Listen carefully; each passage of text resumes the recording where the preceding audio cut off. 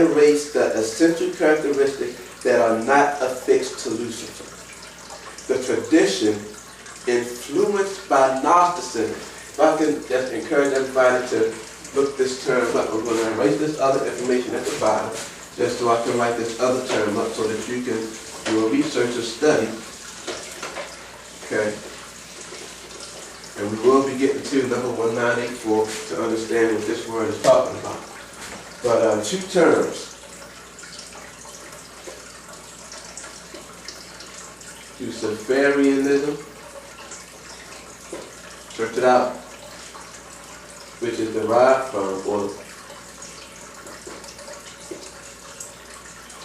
Gnosticism. Search it out. Okay?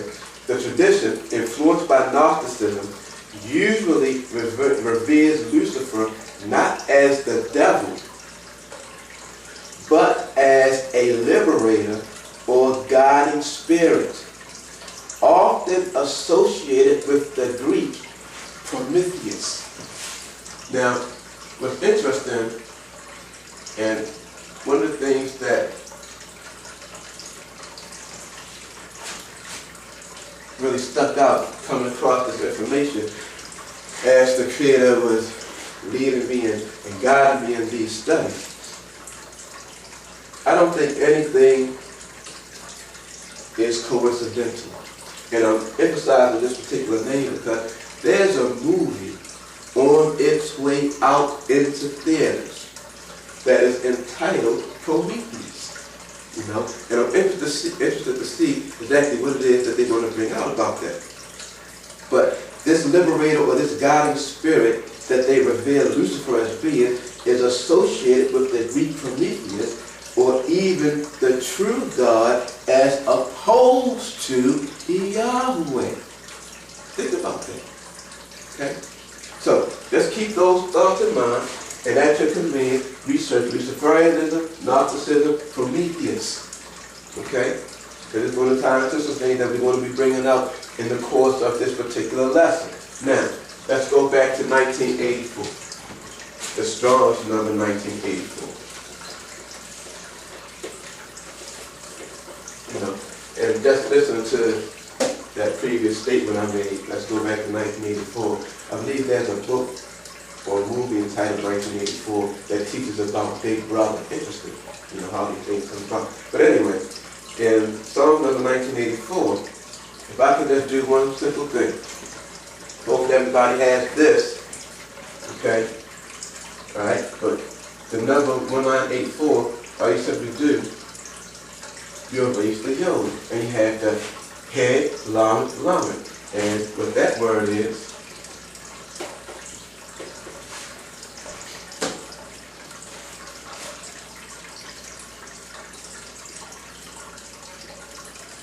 halal. Okay? Halal. So, the word in 1966, number 1966, is derived from number 1984, and the word is halal. Now, what is the parent root to this word?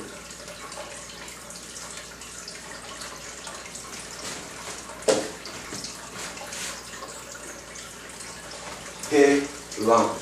Okay? The head is a man with his arms raised. Okay?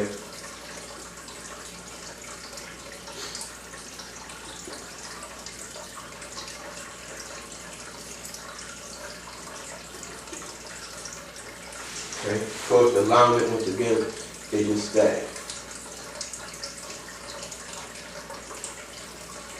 Okay, now, let me read the definition for the word in 1984, which is a primitive root. It means to be clear, originally referring to sound, but usually of color.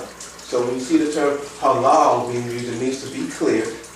Also, it means to shine. Now, when you understand that, in other words, when we talk about to shine, just don't think of it in the sense of, you know, that's the brightness of the light shining. It means to shine. Think about this. when we say a person is you're a star.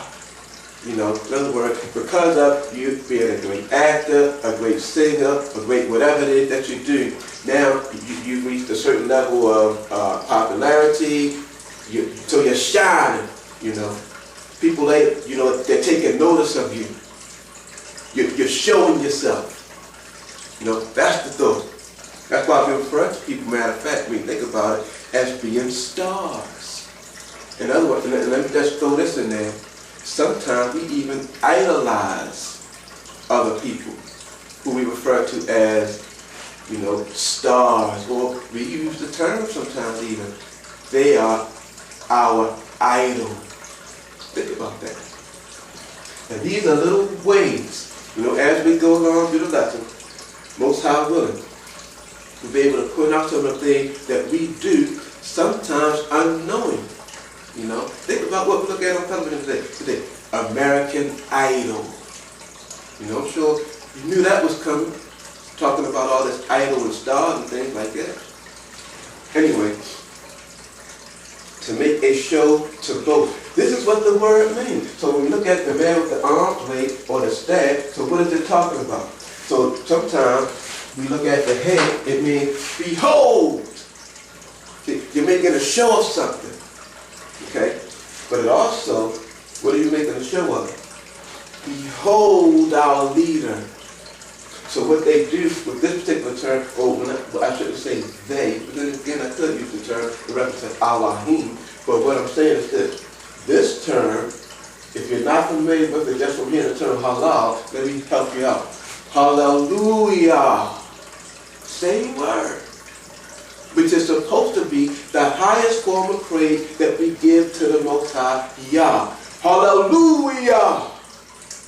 Because we're giving praise to His name. So the fact that the entity we were referring to that we're researching now was called Hallel. That and that alone is enough to help us understand this particular entity has something to do with worship. But not only that, now we tie into it the fact that he had the stone-studded breastplate. You tie into it the fact that he was a cherub, and it's mentioned in cherub in the scriptures as pertaining to that Ark of the Covenant. Close proximity to the Most High. The stones of fire, similar to the altar of incense, again a part of worship. So we're getting an idea of what was going on there. Okay, so when we get back to Isaiah chapter 14, beginning at verse 13, it says, and it's talking about Lucifer, all right? And we'll use that term because this is the term most people are familiar with. And to be quite frank with you,